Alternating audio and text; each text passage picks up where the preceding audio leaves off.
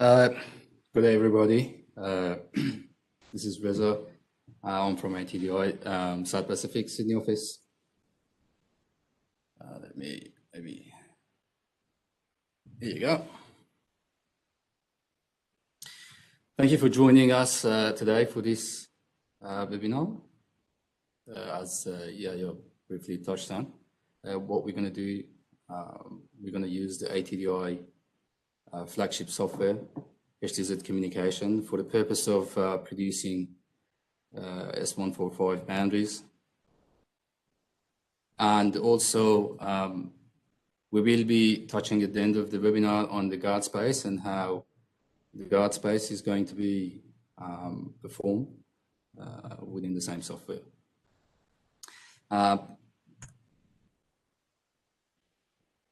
This is our agenda for today. Very briefly going through the items. We will be setting up a project in HTZ communication using the 9-second dem. And then we start looking at how to do batch import of the sites or devices, as the APs would like to call them, devices into HTZ communication. I've chosen to use two bands today for a special purpose, 1800 and 34 or 35 or 3400, whichever you would like to call them. And the main reason for this selection is those two frequency bands. They use different propagation models in the licensing process. Therefore, I would like to cover both of those propagation models within the context of HTZ. Then we would like to progress to producing, in fact, those device boundaries. And then we will show how to basically along the way, how to scale the parameters like your level of protection, your transmit power or your bandwidth. So then the tool can produce a correct boundary for you.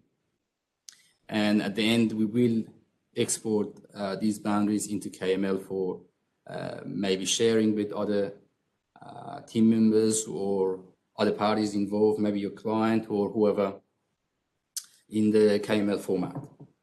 Now, after that, we will look at producing coverage maps, which then basically forms the base for the guard space assessment if a boundary fails. Okay.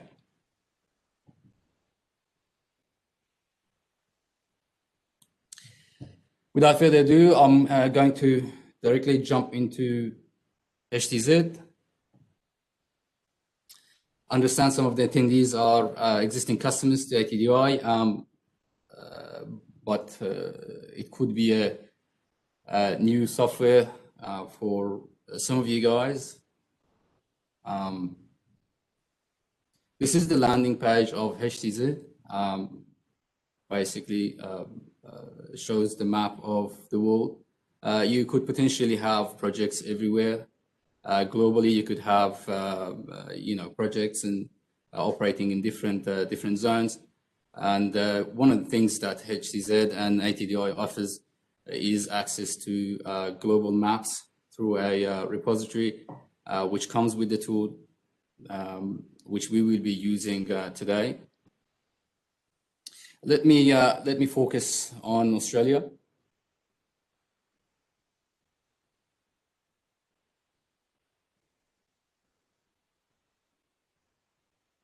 For today's webinar, I've chosen Brisbane. So I'm zooming into Queensland and further into Brisbane area. Here you go. What I'm going to do next is I would like to set up my project. For HTZ, the very base layer that you would need to create a project is your DEM, or digital elevation model. So using this option up here,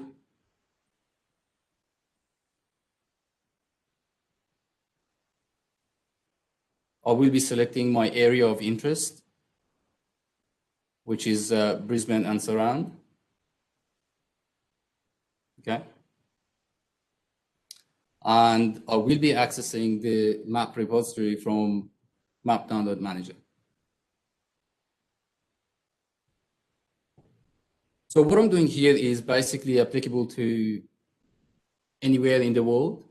So this is a very unique feature with ATDI and HTZ. And that's one of the selling points basically for many companies who have global projects. So they will have immediate access to cartographic data.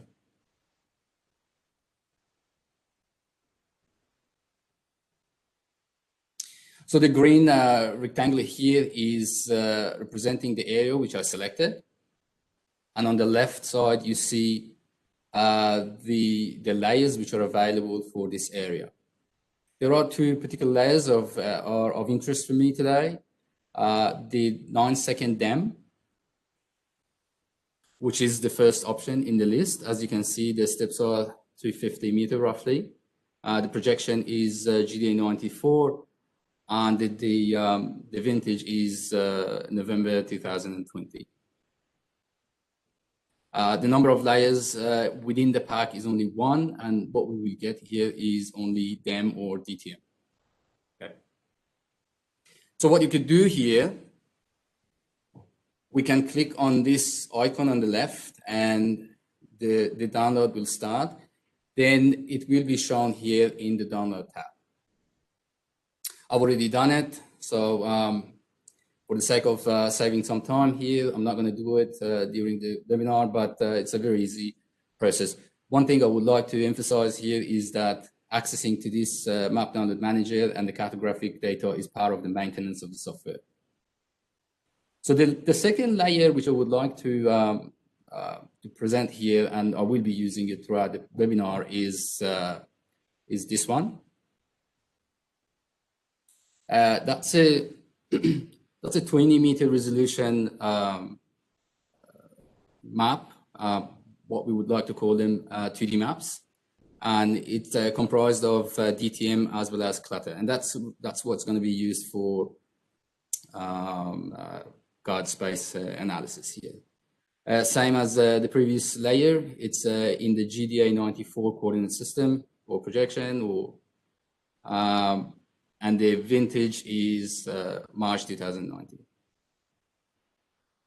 All right, same process. You could click on the download button on the left, and the download is going to start.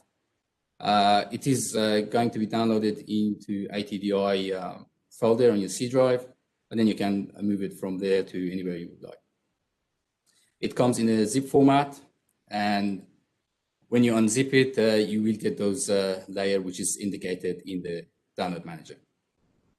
So what I'm going to do is now quickly, I'm going to create a new project. So here, it's a new project. So clean slate here. We're starting from ground zero. So I will be adding my DEM to this project. So that's the starting point. I could simply drag and drop what I want. So effectively, I'm dropping my 9-second DEM, which I've just downloaded, supposedly, into my new project. So that's all. That's the only mandatory components for a project. So let's save our project somewhere. So we're going to call it webinar. Here you go. Save it. And now we are ready to open the project. Here you go. So as you can see, the 9-second DEM is covering the entire country. That's good. Let's zoom in into Brisbane area.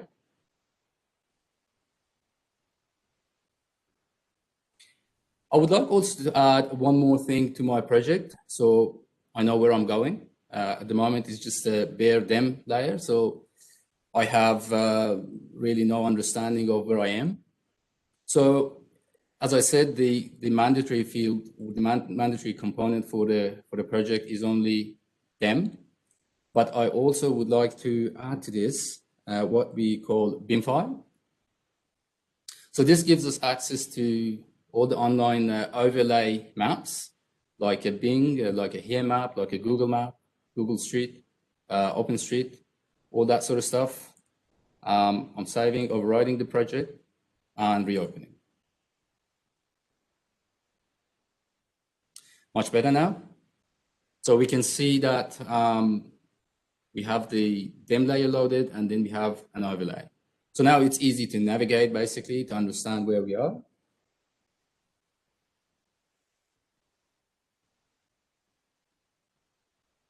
Here you go. Let's zoom into Brisbane again. Perfect.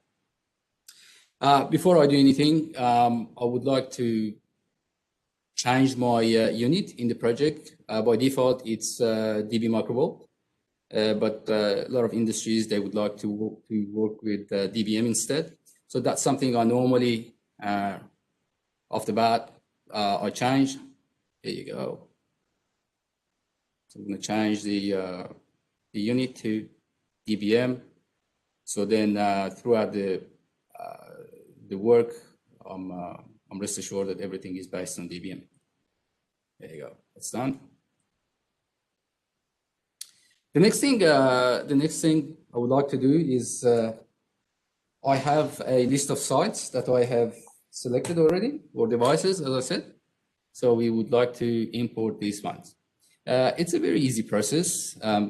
Although you could always do add manually all these devices, but when you start working with a serious project, normally you work with more than one devices. Therefore, it makes sense to have a process to import them in batch.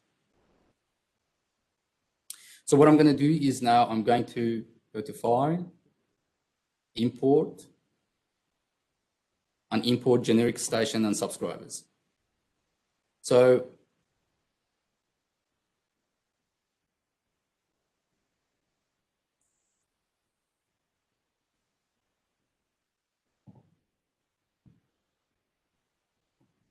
here you go. So that's the download. I have a CSV prepared already. Let me show you the CSV and the content of the CSV.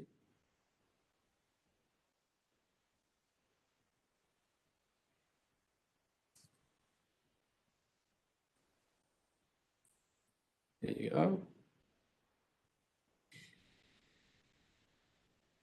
So I've placed all the required parameters in the CSV, and they can be imported in one go. Namely, we've got the lat long, the name of the device, antenna height, frequency, bandwidth, azimuth, transmit power, and antenna gain, and so on, and also antenna name. Okay, so I'm going to be using this template to import the devices into my HTZ project. Just save, don't save. So let's select that file as, here you go, the same content you see in the CSV. Okay, and what can be done is you can map all of these columns from the CSV to the parameters in HTZ dollar boxes. I've already done that. I've already saved this in a template file. So I'm going to load my template file.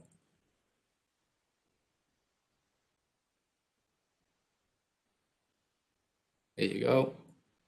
So everything is mapped correctly, and we just say import on the map. So the import process started and done very quickly. Close. So you can see, if I zoom into this area, I have Let's get rid of the overlay so it's easier to see those two dots. Maybe I make them a little bit bigger. There you go. So those two green squares you see on the map effectively are the location of these devices. Collectively, we have 12 from memory. I guess it was 12. Yeah, it was 12 devices, 6 for 1800 on these two locations, and 6 sectors or 6 devices for 3500 for these two locations again. Okay.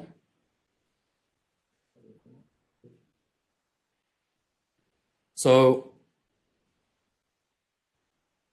let me add also the antenna orientation. It's a bit small, unfortunately, but you might be able to see those little triangles we just added around those two squares. All right. So we have loaded these guys. One thing I've done, in fact, with my CSV, I have already scaled the power, the bandwidth, and the level of protection according to the requirement of these devices. Okay, so the 3400 device might be transmitting at 240 or sorry 200 watt. Your 1800 might be in real life transmitting at 240 watt. But for the S145 assessment here, what we will be doing, we will scale everything down to the reference bandwidth, which is a requirement for the device boundary assessment. Okay, so what I've done here, I have scaled everything down to 1 megahertz. Let's note that the reference bandwidth for 3400 is 1 megahertz, in fact, but for 1800 is 30 kilohertz. But for the sake of this assessment and to align everything for the assessment in HTZ communication, it's easier if you scale everything down to something like 1 megahertz. So let me go through the parameters. I select one of them, for example, here. So I've scaled this is an 1800, as you can see from the title of this dialog. It's site 1, 1800, and it's a sector 1. And this is my frequency band here also, confirming that I'm an 1800 device, the antenna height, and the bandwidth for the transmitter. I didn't bother really to do for the receiver also, so I left it something which tool by default offered me. But transmitter is my interest, so I changed that to 1 megahertz. And accordingly, I scaled the power to 16 watt. Let's look at the pattern of this antenna. So this is the antenna I've chosen for this assessment. Normally, a lot of the assessments, they're not really concerned about the tilt, particularly when we're talking about the 5G stuff.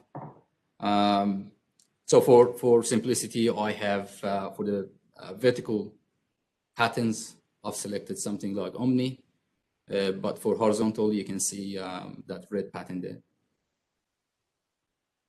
Okay. Last but not least, I've scaled my level of protection.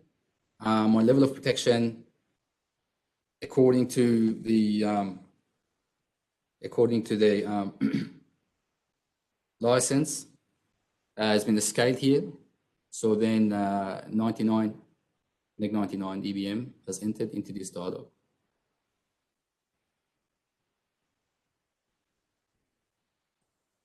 Okay. So similarly, we've done the same scaling for 3400. So the power has been reduced to 3.33. The frequency is 3.4. 3459 megahertz, and same, I've scaled everything to 1 megahertz, as I'm saying. And the pattern, I've used a different antenna for my 3400, trying to represent the 5G typical antenna, which has been used in the market. My LOP has been also scaled to neg 98. All right. So what I would like to do here is my project is almost ready. I have brought my cartographic layers, which is at this stage only my DEM 9-second, and also I've imported my stations or devices. At the same time, I have the overlays, and that's good. Let's save this project, the project in HDZ. If you've worked with HDZ before, it comprised of a few more components, few more layers. Let's go through and save them. They will come handy later on. I'm going to save my stations or devices into the webinar, EWFX, save it. And I would like to also save my project parameters. So if I, for example, later on I select a propagation module, anything else, this is going to be stored here. Okay. So that's parameters. I'm saving the parameters in the PRM. There's one last layer which I would like to save, and that's my vector layer. So effectively, when we produce the boundaries, they're going to be in the form of vectors, and we would like to have this layer also taken care of in the beginning. All right, I'm going to call it same webinar.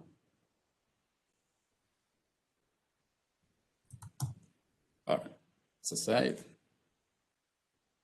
So I'm saving the whole project by doing Control S, and my project is complete. Effectively, I've done everything is required for me to do my assessment. Okay. So one thing I would like to do is before effectively producing any boundary, I would like to create a visual representation of where, in fact, the boundaries are in this area. Okay, so I've already downloaded the KML boundaries from ACMA. So what I would like to do, I would like to drag and drop them into my HTZ. So that's as simple as just a drag and drop. So these are in the form of KML. Yeah. So here you go. So these two files, okay? So these two files have been downloaded from ACMA. Easy. Okay. What we would like to do is we can drag and drop here into HTZ. And HTZ is going to take care of the rest. Effectively, all the other files you can see in the folder, they have been produced automatically by HTZ. Okay, so let me zoom out a little bit. There you go. I would like to change the colors, maybe a little bit easier to see them. There you go, maybe this one, we'll change it to, I'll make it a little bit thicker and select the color, which I like. There you go. That's my 3400 boundary. On the next one, and that's our 1800 boundary. Okay. There you go. So nice and easy. So I'm going to save again my project. So make sure then I have this boundary recorded in my project. So we have them done, perfect. One thing I would like to do is now I would like to move these guys to different, what we call them, IDs or vector IDs. So this is my 105.22.643, that's my 1800, sorry, my 3400 boundary. I would like to move it to ID number 2. And then the next one, basically moving them to different IDs effectively gives me more control later on when I'm dealing with the boundaries. So that's my 1800.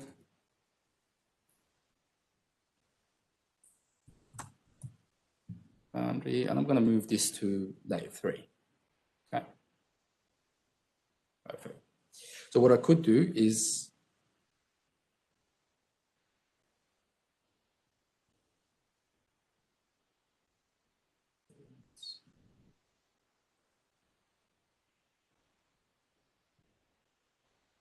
so maybe make it a little bit larger.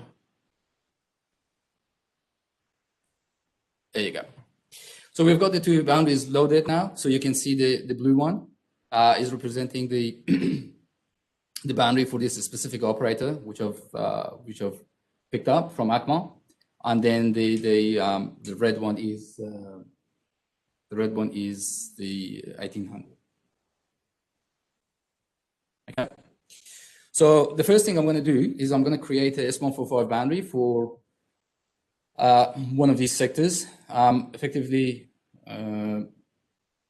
very first one here in the list. This guy. Okay. So this is the list of the stations I have loaded. And I will be targeting this guy. So I would like to isolate him. By isolate, I mean that one device is going to be active and everyone else is going to be deactivated. Okay, so we've got this guy selected. We would like to do a device boundary. The most important step here is to make sure that you select a correct propagation model here. Okay, for 3400 or 3500, the propagation model is ITUR 526. So I would like to go to my propagation model selection. This is HDZ's powerhouse, really. I mean, this is the dialog that you can select quite a few propagation model of different types. On the top one, on the top section, you see deterministic models. It's a quite comprehensive model, and effectively, the way it's been designed, it's accurate, and it could accommodate pretty much every occasion and application that you might come across. Lower left, you can see a comprehensive list of ITUR models. Depending on industries, there are specific models for broadcasting, aviation, maritime, and regulatory, as we will be seeing here. So I will be using ITUR 526-15 here, and that's all I need to do here, and done.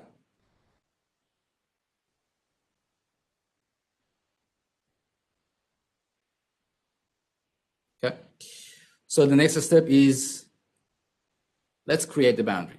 It's pretty simple.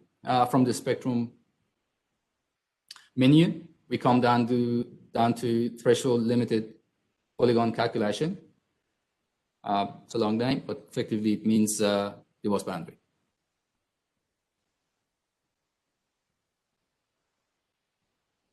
All right, I'll leave this open for you guys to observe it a little bit.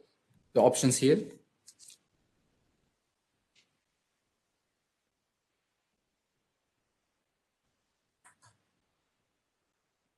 Okay, So what I'm going to do is now, I would like to explain some of the options here. You could potentially load a country boundary sort of file.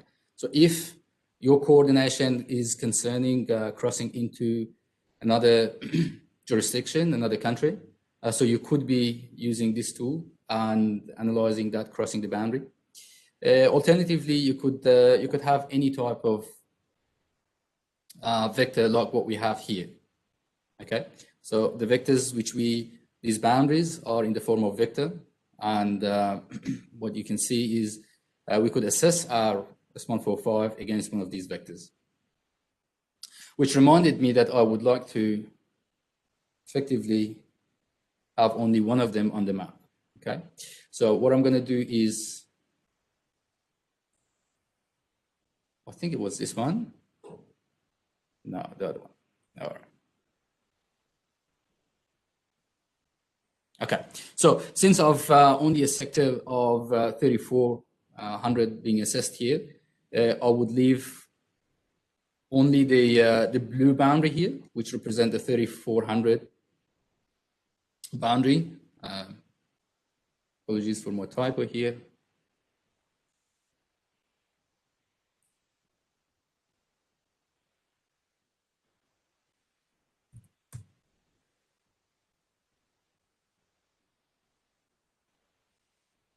Okay, so let's see this. Go back to spectrum, threshold. There you go.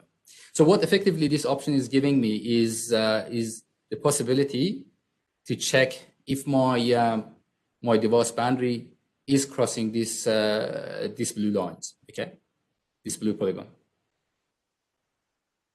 The limitation or the LOP has already been set as we show, but we could check here that it is based on the device and is the unit is in fact dBm. All right. So the RX, the receiver antenna height for the 3400, according to the license, is 5 meters. And then we will be doing every 1 degree. We will be doing every 1 degree. And the maximum distance for the 3400 in this occasion is 108 kilometers. This option is not being used, so I set it to a very large value, like 10,000 kilometers or 10,000 meters, sorry. And then the step for this occasion is 250 according to the license again. So what I would like to do is the device boundary to be produced, and that will be added to my vector file. There you go, simple and okay.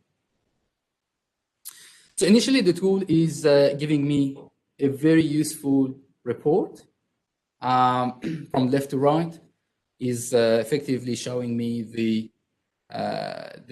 angle. So you can see the azimuth starting from 0, goes all the way to 395. There you go. So as we requested this device boundary to be done in 1 degree increment, that's what's happened. And that is the location,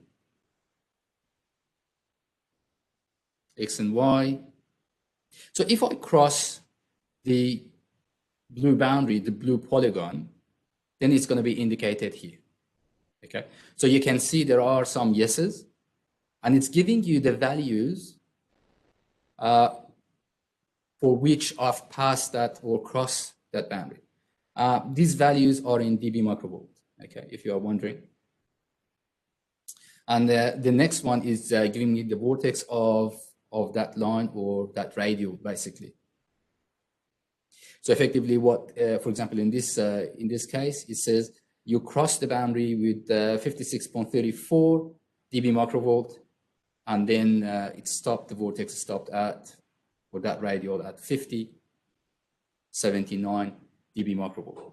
Let's close this report. This is a very good report. So it gives you an idea that in where you're failing. So for example, here the failures are starting from around 10 degrees, and then it continues to around 88 degrees.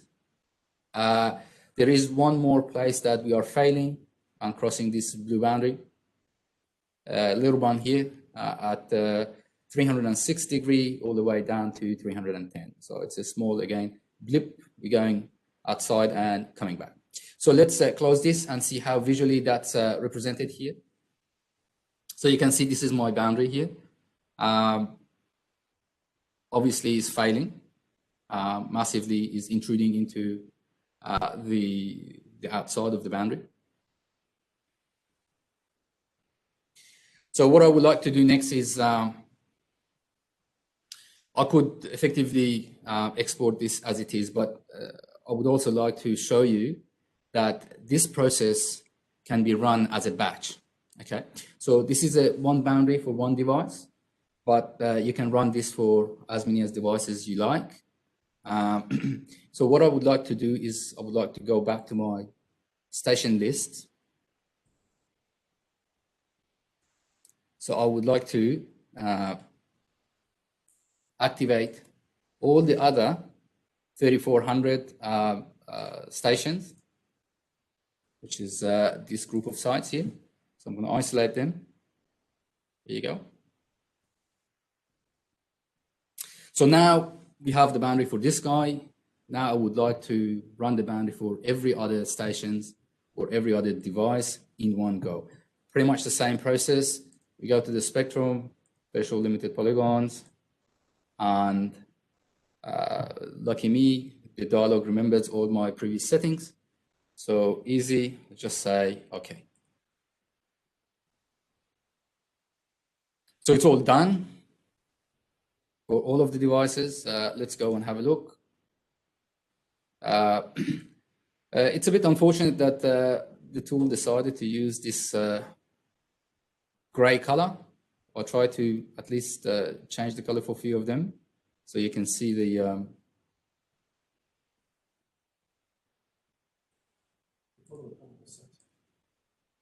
yes.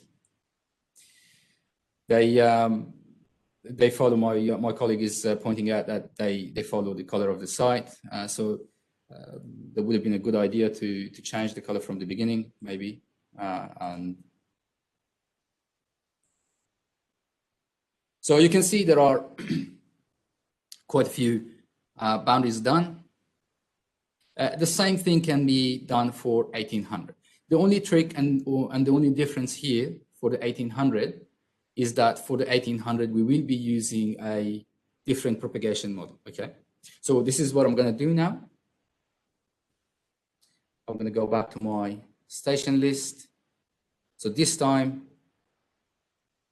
I would like to isolate only my 1800 stations. So for people who haven't used the tool before, isolate means basically activate me and deactivate everyone else. So as you can see now, all my 1800 sites are green here and the 34 are black, which is indication of 1800 sites or devices are now active. So we can do exactly the same thing, but before we're doing that, we want to make sure that we select the correct propagation model. In this case, the license mandates to use a modified HATA, and this is what we will be using.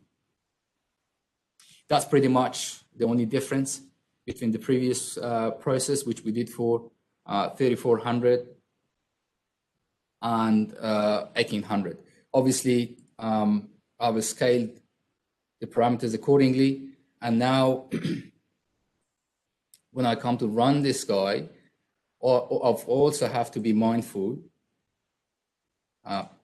Maybe we bring the 1800 boundary back, just to remind ourselves that we are dealing with 1800 devices now. So that's the red one. Okay. So what I'm going to do is I'm going to run for 1800.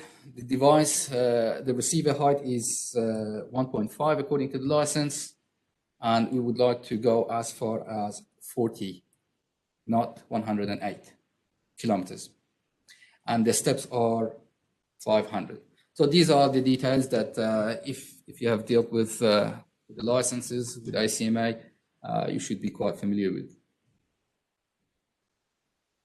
So this is your step. This is your increment in the radial in terms of degrees. Okay, so let me run this. One thing I would like to really point out here is that how quickly, the tool is producing these outcomes. So it's pretty impressive in terms of the performance of the tool. So I'm going to change the color of some of these stations. If I could capture the right one here. So this is one of them, which the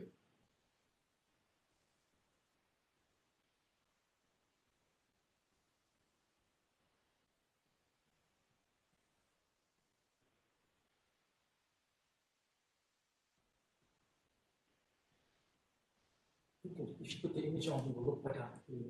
The image? Yeah. So let's put the image back on.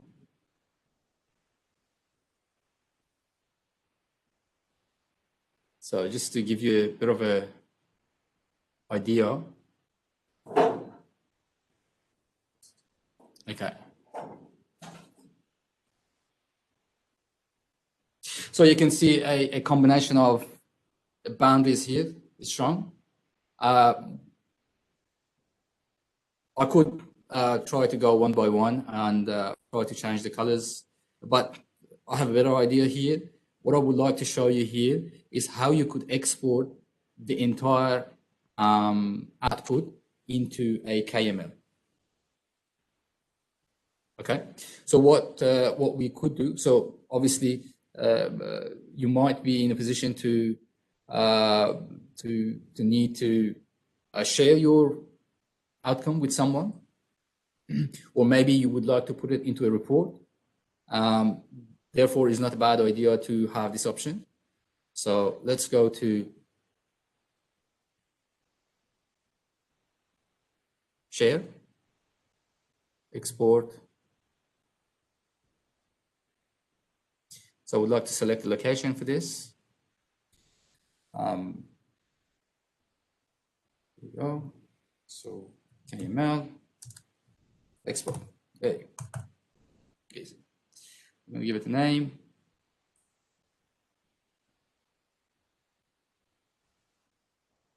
We're going to say boundaries.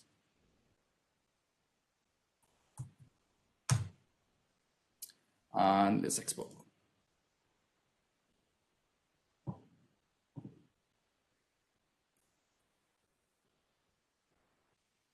So here it is.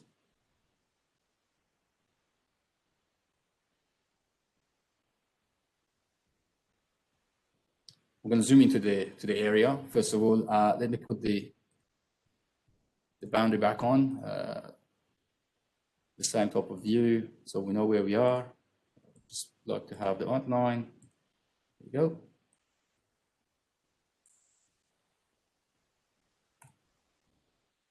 So that's a boundary. That's what we saw in HTZ. And I would like to show some of the 1800 ones now. Here you go. So that's the 1800, which I did. Let me change also the view of this guy.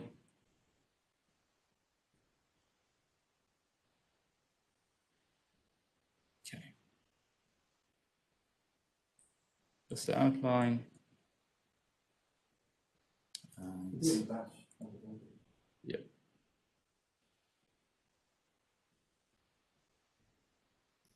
So I'm just showing for one side, so give you an idea about the extent of this boundary for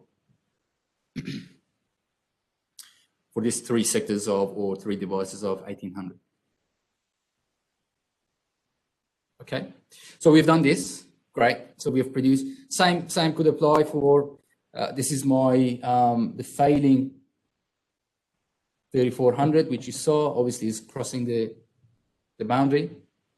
This is a fail. So in that sort of situation, you might consider processing this in what we call guard space mode.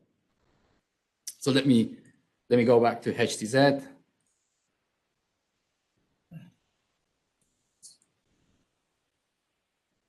So what I would like to do is clean up my space a little bit.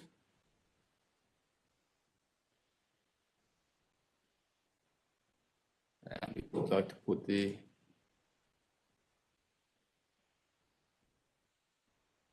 there you go. So what we know is that this particular guy, which is number 7,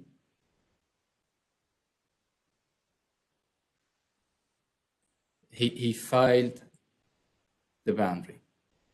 So this is the station I would like to isolate again. So again, please have a look at the right list of devices. You can see I've selected only one device is active. So, and that device is the one which we know already failed. So what I would like to do here, for my guard space assessment, I would like to add a clutter layer to my, project. So go back to project manager, save vectors, say yes, and save it back.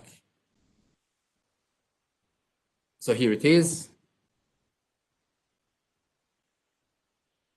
Again, simple drag and drop in the project. This is my clutter layer, and I simply drag and drop into my project, and that's it. I'll save the project. Yeah.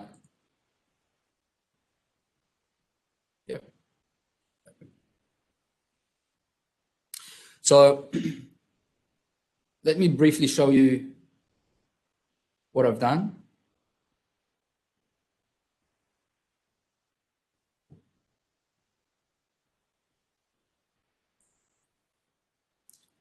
So this is the clutter layer which I've added to my project. Okay, so how does this help us? Well, effectively, when you do S145, that's a bare land. I mean, we use, we tend to ignore the obstacles on the ground. We are using a very rough DEM. It's a 9-second, 270 or about meter resolution.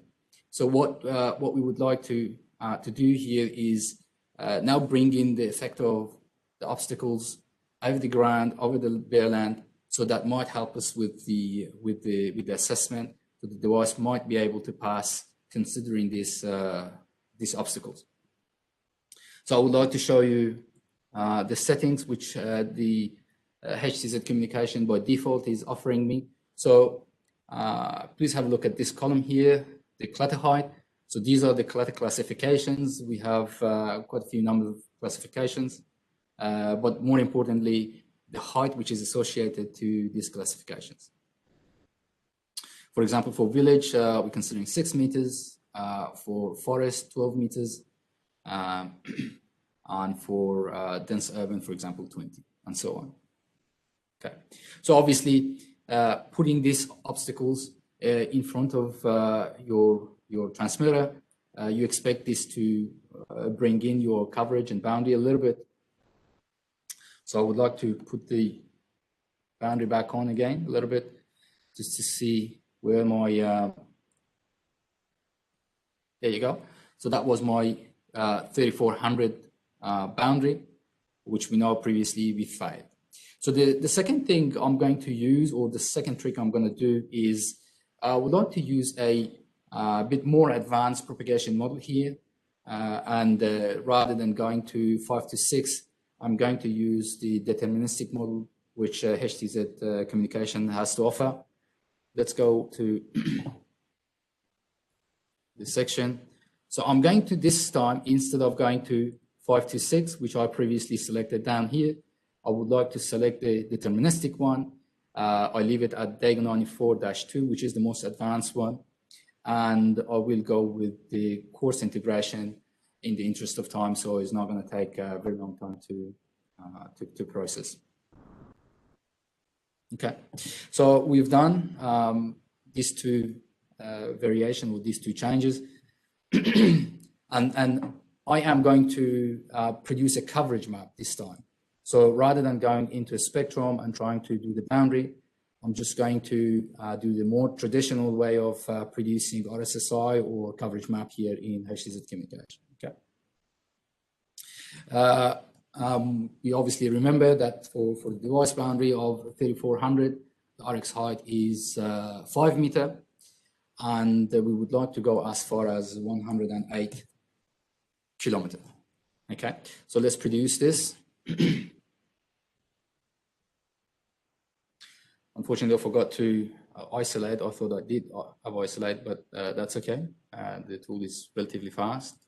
I have to isolate one more time. Let's go isolate, close, and I have to repeat the coverage map.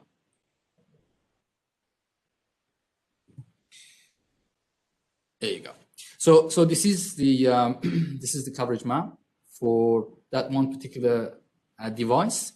Obviously, even with the help of the clutter, but frankly, with the positioning of this side, I wasn't really hoping it's going to massively help anyway.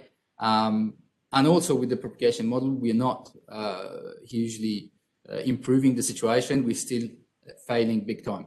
So normally when you get to this sort of stage, your options are very limited, depending on the license and the frequency you do here. You either have to reduce your power. So let's try reducing the power. So as you see, the scaled one is the moment 3.3. I'm going to scale it down to something like 0.1. Say OK.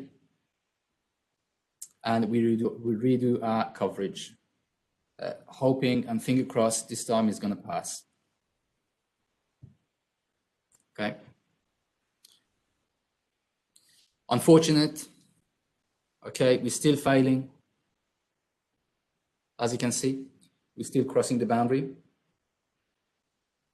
You might, the next option, you could consider again, depending on the license and the condition of the license, you could consider down tilting. But as I said here, in this occasion, I've loaded a Omni for my vertical. So down tilting effectively is not a useful move. My next option is to re-azimuth or reorient my sector to something like 130.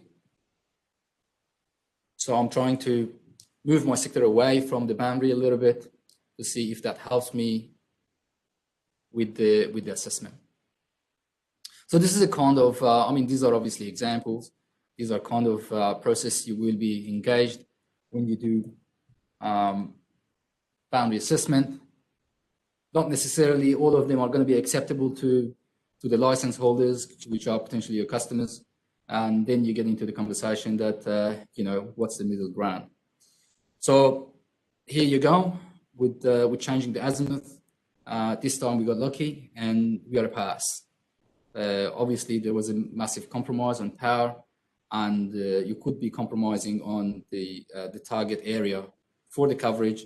But then sometimes the license holder might decide that it's not worth it. So he's not going to deploy that sector because you know, the cost of it is not really justifying, or maybe they agree with the AP and say, yep, you know, this is acceptable, and it could be registered under guard space. So this is what I have to share with you. Hopefully, there are quite a few steps to go through. Hopefully, the pace was not too fast. So what we covered was how to generate the S145 boundary, as well as at the end, we saw how to produce a guard space coverage and how to go about sort of offering different options to the license holder, in order to pass the device.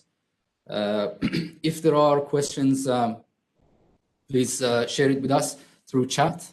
My colleague is looking at the questions, so we're here to answer your questions. Okay, thank you, Reza. So we would like to, we concluded pretty much the webinar. Sorry, we took a little bit over the time. But yeah, if you have any questions now or later after the session, we're more than happy to accept your questions. So you just need to type in your message in the chatting. Just type, I think you can raise your hand as well. There's an option to raise your hand. Just send a message and then I can unmute your microphone and then you can make a question.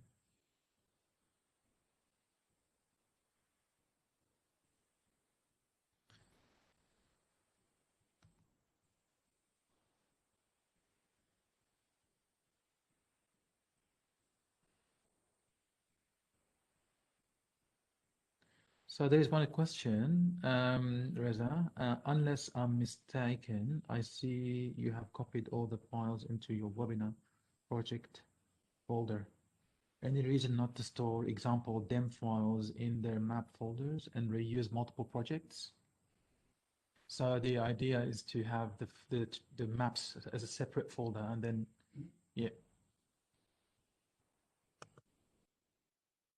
Yeah, I can answer it. It's fine. Yeah, and this is straightforward. Yes, if you're talking about gigs of data, we do encourage customers to reuse the map. Okay, so you can put the map somewhere on the shared drive or externally, and then you can have your projects managed separately in folders. But in fact, I noticed this is not always a good idea because your project is not portable anymore. By portable, I mean it's easy to copy from one computer to another, from one person to another, to share it with someone. So we do encourage today to keep everything under one folder. So your digital maps or your configurations, your PRM, and that will keep the PRO, which is the project, consistent. And it will maintain the linkage between the PRO and the individual layers. I hope I answered your question, Tamaran. Is there any more questions? If anyone has any question, I'm more than happy to answer it.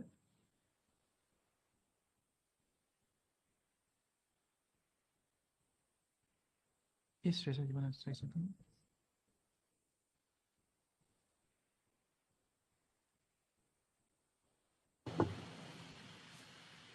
Okay, there's one more question from Akan. Would you please explain a bit about indoor coverage module in HTZ and compare it with IBWave? I think this is, guys, this is beyond the scope of this webinar. We could probably discuss this in a separate conversation. But yeah, I mean, the focus of this webinar is to teach you how you can do device boundary in the tool. Any other topic is outside the scope of this webinar. Apologies for that.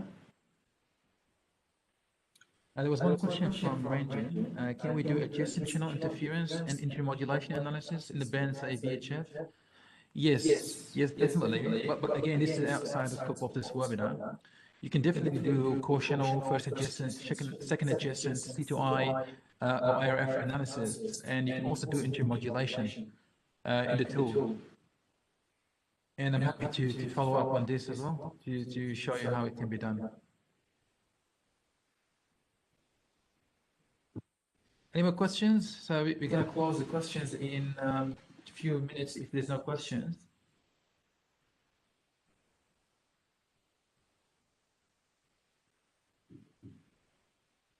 All right, I think that's it for today. Thank you. Thank you everyone for attending this webinar.